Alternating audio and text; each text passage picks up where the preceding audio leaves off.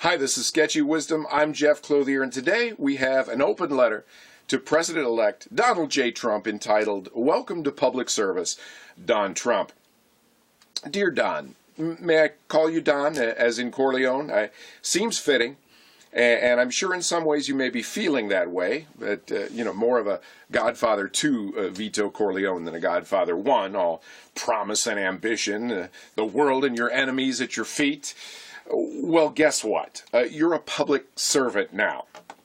Not Don, not boss, not even CEO. You work for us, that is, the U.S., not the other way around. Things go sideways, and you run afoul of that pesky emoluments clause 5 minutes after taking office, we fire you. Now, I needed to take that tone, Don, at first, and I'm sorry, but because you're completely new to the wonderful world of public service, I'm going to give you a break here and clue you in on a few things about being a civil servant, a servant of the people, as it were, someone employed in the business of serving the public. I feel I can't make that point too strenuously.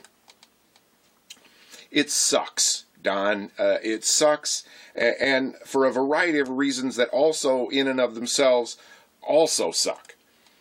I mean, first of all, it doesn't matter whether you cash the check or not. You are not your own boss.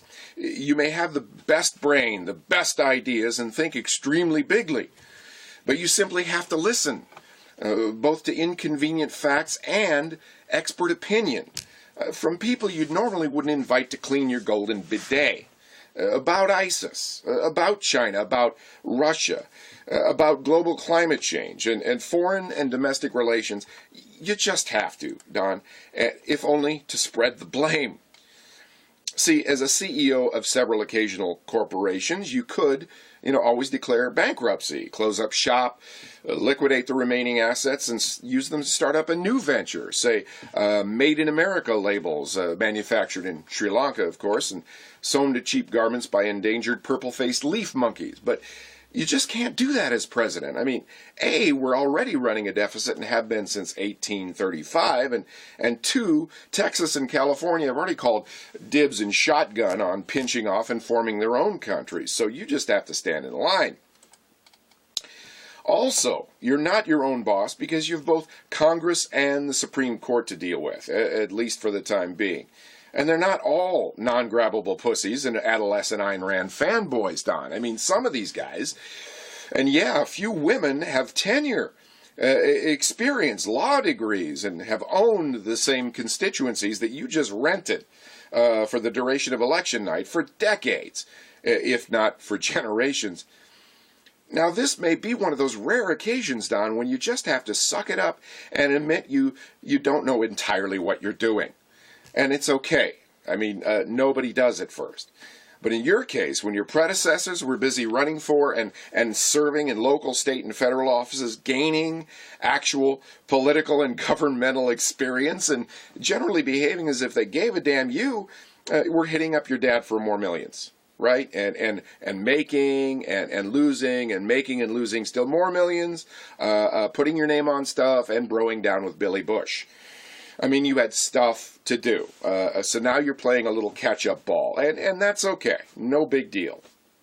But maybe not so much with replacing, the Supreme Court with 9 Android copies of Ivanka, for example, or changing the name of the White House to Trump's Kremlin West, or having Kanye shout the national anthem from the tower of Smithsonian Castle every morning for the first 100 days. I mean, just cool your jets a bit, chill. Get the lay of the land. Give yourself time to get to know your new cabinet members. Satan took the time and trouble to whisper in your ear to a point. Put your tiny little feet up on that resolute desk, Don. Light up one of those newly legal cohibas and just enjoy. Because, I mean, hell, Pence is going to run things. You'll run your mouth, and you, me, and our fellow middle-aged to pickled white guys will have a heyday the likes of which we haven't seen since the 1920s, while the rest of the country just rolls gently down to handbasket hell. And, man, it's going to be friggin' sweet. For Sketchy Wisdom, I'm Jeff Clothier.